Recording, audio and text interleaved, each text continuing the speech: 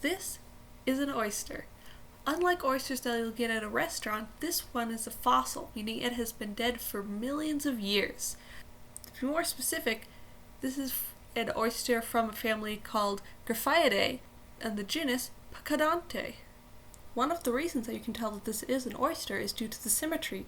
Oysters are part of a larger group known as bivalves. Bivalves have symmetry parallel to the fold axis.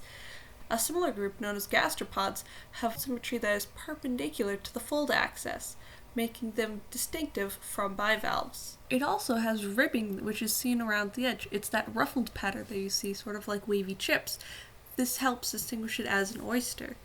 This oyster came out of the western interior seaway, which cut through the North American continent from the mid to late Cretaceous. The western interior seaway sat over the continental crust of the North American plate, somewhat like the Mediterranean Sea does nowadays, where instead of being over oceanic crust, it is over continental crust.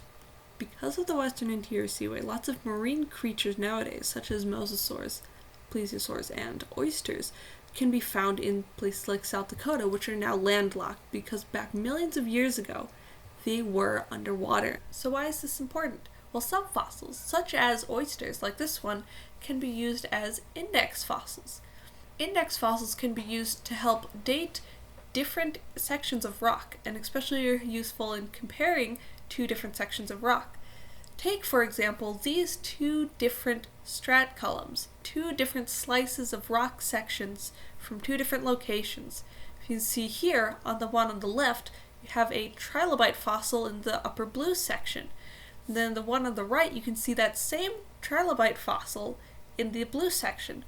Since the same fossil is present at both locations, it would be fair to assume that these two rocks are the same age.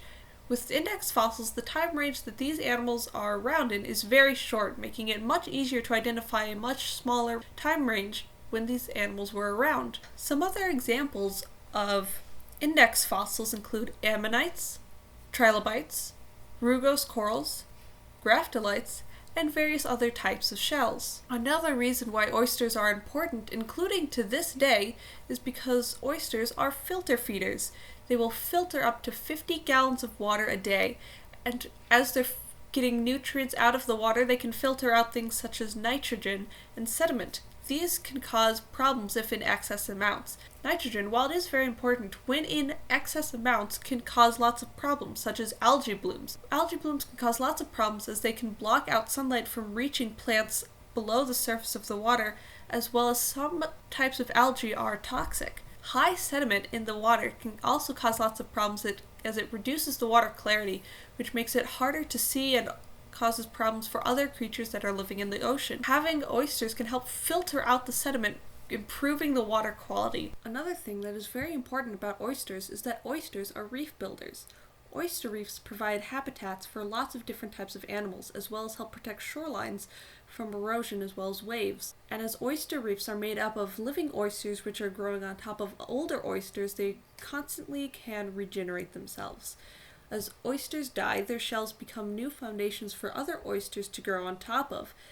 And as the oysters produce more oysters, those oysters get to grow on top of the old oysters, causing the reef to continuously replenish. The problem is that about 85% of modern-day oyster reefs are gone. This is due to a combination of overfishing, pollution, as well as disease. But luckily, some groups are working on trying to rebuild our oyster reefs. Using oyster shells from factories and restaurants, they'll put them into mesh bags or wire mesh containers and put those into the water where they want the oyster reefs to be rebuilt. Over time, new oysters will start to repopulate onto the new oyster reefs and bring back those oyster reef habitats and help protect our shores.